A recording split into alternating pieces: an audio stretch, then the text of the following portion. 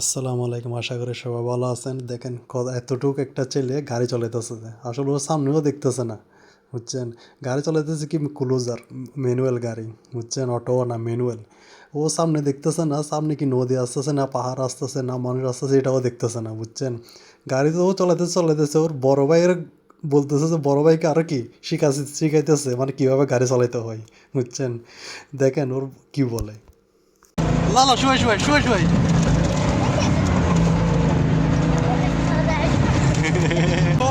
أرمز كيف؟ أرمز كيف؟ ما بيشوف قدام صح؟